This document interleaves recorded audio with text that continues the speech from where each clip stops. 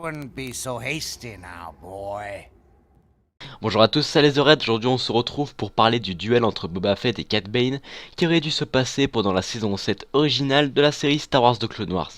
Bien sûr, je tiens à préciser que si vous regardez cette vidéo en 2019 après les sorties des épisodes de la saison 7 et que ce duel n'a pas eu lieu ou a été modifié pour l'occasion, cette vidéo reste tout de même intéressante pour savoir comment aurait dû à la base se passer le duel entre Boba Fett et Cad Bane. Pour l'occasion, et car c'était l'une de mes intros préférées de la chaîne avant, je vous balance mon ancienne intro avec le logo de Boba.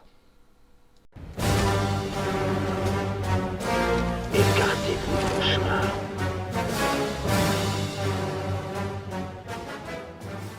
Aujourd'hui, j'aurai comme support l'extrait qui nous intéresse de l'un des épisodes non finis de Star Wars de Clone Wars saison 7. Nous pouvons voir que dans celui-ci, Boba, armé de ses deux Westar 34 de son père, vient porter secours à Seripas et à un autre personnage inconnu sur une planète qui a l'air sans doute minière. On y retrouve le droïde chasseur de primes C21 Isinger qui travaille actuellement avec Bane. Malheureusement, on ne sait pas trop ce qui se passe avant la capture de Seripas et de l'autre personnage, si ce n'est que Cad Bane veut que Boba se rende pour leur laisser la vie sauve. Ma théorie est la suivante: Boba, seul ou avec l'aide de son équipe, aurait reçu une prime pour diriger une sorte d'insurrection qui aurait mené à la libération des habitants de cette ville, à contrario de Bane, qui aurait lui reçu également une prime pour les arrêter avec son équipe.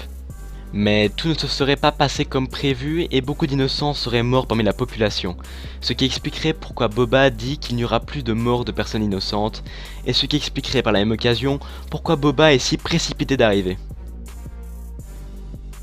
Cet extrait nous démontre comme quoi Boba, âgé de 13 ans à ce moment, se soucie de la vie des innocents et combat pour protéger les plus faibles alors que lui-même est un chasseur de primes comme Cad Bane ou encore Isinger.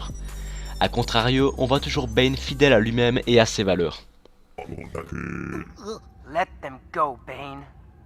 This isn't their fight anymore. Always fighting for those in need. That's a quick way to wind up poor or dead. And probably both. No more innocent people are going to die. All be locked up, all live in fear. On voit un autre chasseur de primes apparaître, Embo, travaillant avec Bane, toujours accompagné de son Anuba Marok, qui est une créature très agressive originaire de la planète Tatooine. A ce moment, Embo jette au sol l'arme de Boba, le E3, alors que Marok dépose sans doute son couteau.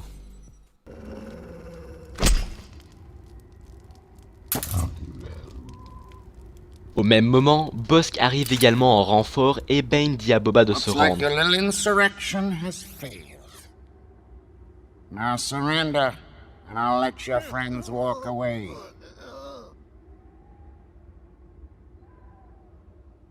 Mais à ce moment, Bossk propose à Embo de laisser une chance au jeune Boba de prendre Cad Bane en combat à mort singulier et il fut d'accord de lui laisser une chance également. Cad Bane en revanche ne peut refuser un tel duel pour conserver sa grande réputation. That's it. Just you and me then, Boba Fett. I guess it is.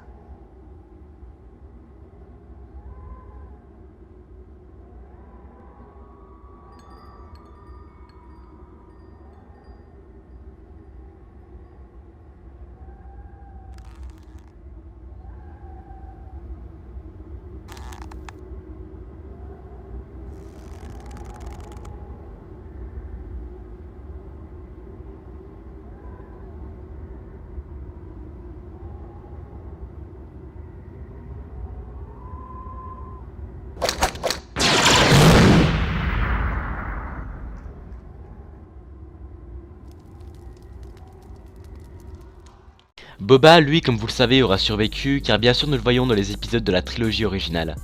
Ce duel, bien qu'étant dans un épisode non terminé, donc un épisode n'appartenant pas à l'univers canon de Star Wars, nous permettra de savoir comment Boba a eu cet impact sur son casque et nous permettra également d'assister à un excellent duel à mort. Allez, The Raid, terminé.